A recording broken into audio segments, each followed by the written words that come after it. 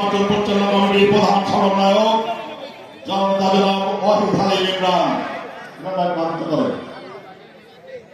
আমাদের মাঝে আজকে প্রধান অতিথি হিসেবে উপস্থিত রয়েছেন আমাদের প্রিয় নেতা ধানের শীষের কান্ডারি জননেতা জনাব আলী আসগার রবি ভাই।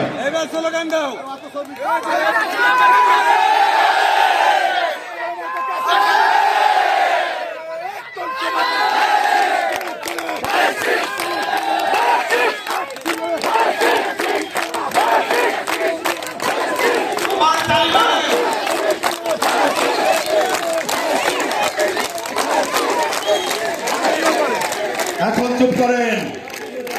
আজকে প্রিয় ভাইরা, এখন আজকে প্রধান বক্তা হিসেবে উপস্থিত রয়েছেন আমাদের মাঝে খুলনা জেলা বিএনপি সংগ্রামী আহ্বায়ক, সাবেক ছাত্রনেতা, সাবেক যুবনেতা, আমাদের সকলের প্রিয় ফুলতলাবাসীর কাছে যিনি অত্যন্ত প্রিয় মানুষ হিসেবে পরিচিত আমাদের প্রিয় নেতা জনাব মনিরুজ্জামান মন্টু ভাই।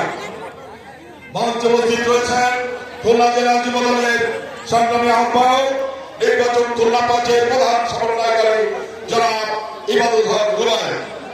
মঞ্চে উপস্থিত রয়েছেন আমাদের সম্মানিত যুগ্ম আহ্বায়ক বৃন্দ যথাক্রমে জনাব আন্দুজ্জামান নান্না, আনোয়ার হোসেন বাবু, এনামুল হোসেন পারভেজ, সাব্বির হোসেন রানা, জনাব শেখ লুৎফর রহমান, আতাউর রহমান, বিপ্লব সরকার সহ অন্যান্য নেতৃবৃন্দ, মহিলা দলের নেত্রী যথাক্রমে মিতা পারভিন, ইয়াসমিন সুলতানা সহ এখানে রয়েছেন আমাদের উপজেলার সাবেক চেয়ারম্যান, ফুলতলা উপজেলা বিএনপির সাবেক সাধারণ সম্পাদক, খুলনা জেলা বিএনপির সাংগঠনিক সম্পাদক সর্দার আলাউদ্দিন মিঠুর সহধর্মিনী,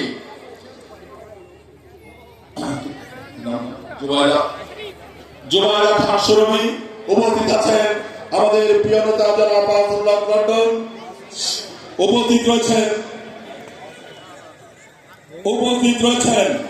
ডুমুরিয়া উপজেলা বিএনপির সাবেক সভাপতি কাজী তফসির আহমেদ, আমাদের উপস্থিত রয়েছেন আমাদের ফুলতলা উপজেলা বিএনপির সাবেক সদস্য সচিব, অত্যন্ত অসুস্থ অবস্থায় যিনি এই জনসভায় উপস্থিত হয়েছেন জনাব হাসনাত রেজভী বাদশাল ভাই।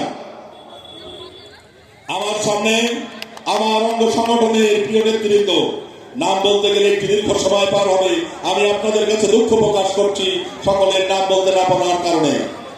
প্রিয় নেতৃবৃন্দ, একটু অল্প সময়ের মধ্যে কিন্তু সন্ধ্যার পূর্বে আমার মামুনিরা আমাদের সভাটি শেষ হবে, একটু ধৈর্য সহকারে আমাদের দু একটি কথা আপনারা শুনবেন। বেশি বক্ত নেই, আমি যেটি বলতে চাই আপনারা জানেন জনাব গোলাম পরোয়ার সাহেব তিনি 2001 সাল থেকে 2005 সাল পর্যন্ত বিএনপির ভোটে এমপি নির্বাচিত হয়েছিলেন।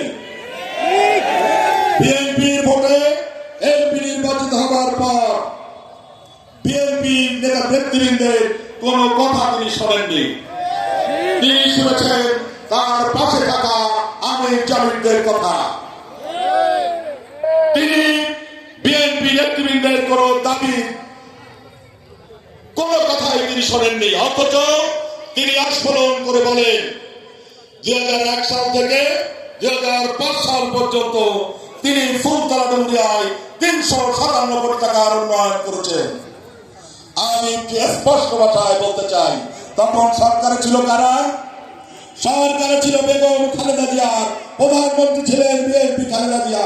বিএনপির সরকার ছিল, বেগম খালেদা জিয়া আপনাকে স্নেহ করতেন, বিএনপি নেতৃবৃন্দকে, বিএনপি নেতা কর্মীদের দেখে রাখার কথা ছিল, তা না দেখে দেখেছেন শুধু জামাতের আমির জামিরদের। আজ ফলন করে বলেন 357 কোটি টাকার উন্নয়ন করেছেন, এই টাকা দিয়েছিল বেগম খালেদা জিয়া। ধান দেখে লাফান আপনি, বই কানকার দেখেন নাই পরোয়ার সাহেব। প্রিয় ভাইরা, এই নেতা এবং এই নেতার লোকেরা সব সময় মিথ্যাচার করে চলেছে। গত কয়েকদিন আগে তিনি বলেছেন বিএনপি নাকি 1 লক্ষ ভোট, আলী আসগর নবী সাহেব তিনি শিল্পপতি, 1 লক্ষ ভোট তিনি নাকি কিনবেন। আলী আসগর নবী সাহেবের তো আপনাদের মতো সস্তা টাকা নাই। আপনাদের টাকা জনগণের পকেটের টাকা। চাঁদাবাজির নতুন সংস্করণের নাম কি? ইয়ানত আর হাদিয়া। এই ইয়ানত আর হাদিয়া জনগণের পকেট কাটা টাকা নিয়ে আজকে যার মনে যার ভিতর থেকে মুখ দিয়ে তো তাই বেরোবে। উনি বলছেন আলী আসগর নবী 1 লক্ষ ভোট কিনবে।